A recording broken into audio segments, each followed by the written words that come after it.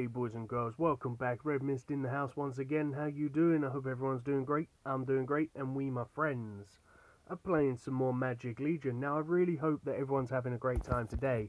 But, as you all must know by now, it is Monday. And if you haven't done it already, my friends, make sure you go and click on the Facebook thing. Redo all of your friends' invites, which you can do every single week. Because, my friends, these 5 gold chests were really good to me today. Now, by really good to me today, I mean they went and give me a golden card, which is absolutely incredible. Now, one thing that I would say about these guys is if you look at this, look at the stuff that you can get from this. You can get legendary stuff, you can get the golden card, you can get the purple stuff, which isn't that great. You can get like the high-end cards for the arenas and the academies, and then you can get some other random stuff. But if you can get any of the legendary gears, or especially the 6-star hero card, you've got a good chest right there. And today, my friends, it went and give me a card. So what I'm going to do is I'm going to open up this bad boy right now, and I'm going to see what it gives me, and hopefully it's going to be something that we need. Okay, the Source of Fear, not exactly what we need, but we are working towards stuff that we need. One thing as well, my thing will reset in like a day, so I am probably going to look at going and getting another Arno.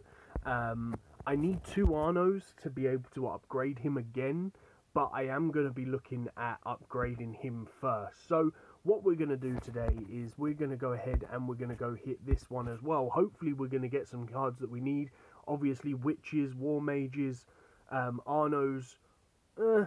Well, we did get a war mage, so that's pretty cool. One more war mage and we can upgrade him again, which is going to be pretty good. The ancient droid, not really working out for my team at the moment. The rest of them were completing out a garbo, so that wasn't too exciting. But hey, we can go get rid of them. And do you know what, guys? We're just going to go trade out these ones as well, because we don't need them. But as you can see here, we've got quite a few 6-star legends down here. A couple that I would like to keep. Like, I would like to keep the Dragon Princess, because I've got 2 of her, could make her a +1. Possibly use her in the future. And I don't really want to get rid of the Blood Axe Lord either, because, again, really good card. And a good tank to replace the Shield of Doom if I do decide to change that hero out. So I'm not really looking at getting rid of them just yet. But one thing that we need to do here really quickly, guys, is we need to go ahead and get rid of the challenges that I've got. Now, I kind of do the challenges every day, or a few of the challenges every day, because of the fact that you can just really quickly get a ton of XP, and rather than just getting the XP for obviously doing random levels, you get bonus stuff. Like, you get the bonus what do you call it? It's like the bonus prestige currency and bonus gold for obviously completing the missions.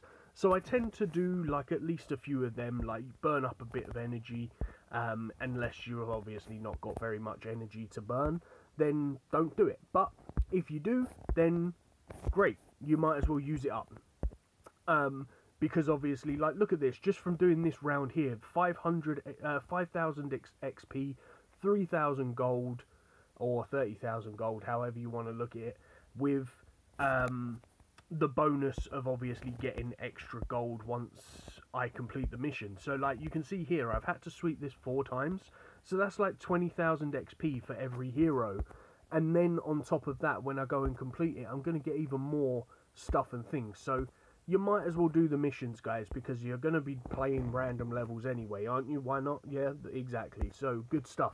Now, one thing that we're going to be continuing to do today, guys, is use up these things right here, because I don't really like having those low level ones. I only really like keeping hold of the large stamina chests. So that's what we're going to be looking at, just moving on in the map. But one thing that I did want to show you guys, we've completed the dungeon again today, and we managed to get enough of the souls to be able to go and go get the Gate Dragon Sun, or the Soul of Gates Dragon Sun, which is the center spell, which is going to give you a bonus magic attack, physical attack, magical hit, and magical, physical and magical hit, 20%. But what we did do as well is we upgraded that slightly to make it a level 5 rune, which is going to give 2,400 extra magical and physical attacks. So that's really good. That's going to increase my hero a little bit. As you've seen in the other video, we've got the Dragon Moon, which is upgraded to, I think, a level 11, which is giving us a bonus 75. And we also have the Dragon Fire, which is a level 9, which is giving magical defense with an extra 2,080. Now, they're the only legendaries that I've got, but from doing the dungeon today, I did actually go get the level 5 Earth, which is extra strength plus 15, but that's not really too important because you only really want legendary stuff. So that's kind of an update of what's been going on today. The other thing as well, guys, is I did leave the guild or the clan that I was in because of the fact of they weren't really doing what I wanted from the clanners, really. So if you're in server 94, then put down in the comments what clan you're in, and maybe we can join up. I might also be looking at possibly creating my own clan on this server, so if that's something that you'd be interested in possibly joining, then let me know down in the comments down below, and I might possibly start looking at actually doing that instead. So we're going to be continuing on through the Death Rift. Now, I'm not too sure how far we're going to be able to get because I lost my witch at the beginning. Something that I did notice from yesterday's video, though, is I'm experimenting with it a lot more, but the shield that you saw me use, I did not mean to use that spell. It's because I'm thinking about what I want to do. The shield that you see me use in the first round of the last battle, or even in yesterday's battle and stuff, which is the spell number 2, this one right here. Now, this is a really, really good spell, because as far as I'm aware, any negative effects, this spell actually stops. So if people like try to do like knockdown spells and stuff, I don't think, as long as it's shielded, it doesn't actually cause the effect to happen, which is really cool. Like, there was a couple of times that I've seen yesterday that people have used like a knockdown spell or a freeze spell, and it actually showed that the spell was shielded by that spell, which was amazing, because then obviously you don't receive the negative effects. The only spell that I can see so far that it will go through that spell or through the shield spell is pigging. It doesn't seem to matter if the enemy does have the shield there. If you cast pigging, it will 100% turn the enemy into a pig. But almost every other spell that I've seen, it doesn't happen. And then obviously things like the rock falls or the volcanoes, that gets absorbed by the shield. Like, as you can see here, like, I'm taking no damage on my front guy because the shield is absorbing it all. And this spell can really come in handy, because if you can actually get this spell down, like, look at that. Like, my heroes weren't knocked down there because the shield actually absorbed the damage from the demon dragon. And it's the same principle with the witch. If you actually have that shield down at the time that she casts her spell, the shield will actually shield her attack, so therefore she won't actually cast the shot, or she won't actually successfully stun your heroes. So that's one other thing to actually take into consideration. If you don't have the upgrade for the purification spell, then make sure you go and get this one right here, because this one can really, really help. The only downside to it is it only absorbs 1050% damage. So if the enemy team has a fair bit of damage, it's gonna break really, really fast. So you'll tend to find that a lot of people will have like the Earthquake as their skill number 1. That is one of the best counters for that shield, because it absolutely wrecks it. The other spells, obviously, you just kind of got to rely on having fairly high DPS as well as being able to take out the enemy. You're always going to do a good job.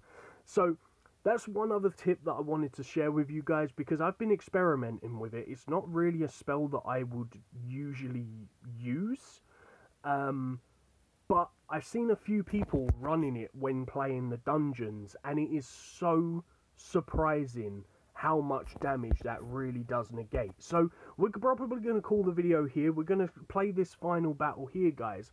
I really appreciate everyone that's coming and spending a little bit of time with me. I am possibly going to be looking at doing a couple of things in the very near future, so stay tuned for that, because it could be quite a good amount of fun for everybody that's involved. But I'm in talks with someone at the moment, so hopefully that could be really good and interesting. But as always, guys, if you've enjoyed the video, then make sure you hit that like button for me. If you're new to the channel, then please make sure you hit that subscribe and show some support. And in the meantime, we're going to absolutely annihilate this team right here, because as you can see here, my witch is completely healed up because of that elemental heal, and we're just going to continue doing some good stuff. Now, one thing that I would suggest as well, I've seen a lot of people, or I've seen a few people turn around and said, like, this build isn't that good for attacking bosses, and I would agree with you on the basis of this build isn't designed for a lot of damage. This build is designed for survivability, so if you can survive the damage from a couple of shots from the boss, you're pretty much going to be guaranteed to win the fight. So for things like the world bosses, when it comes to like the guild battle boss ones, I wouldn't use this build because they do way too much damage. This is more designed for the PvE bosses, like going through the ladder like I am right now in this video. But anyway, guys, that's going to be it from me. I really hope that you've enjoyed this video. Please hit that like and subscribe, and I shall see you in the next one. Peace on the streets.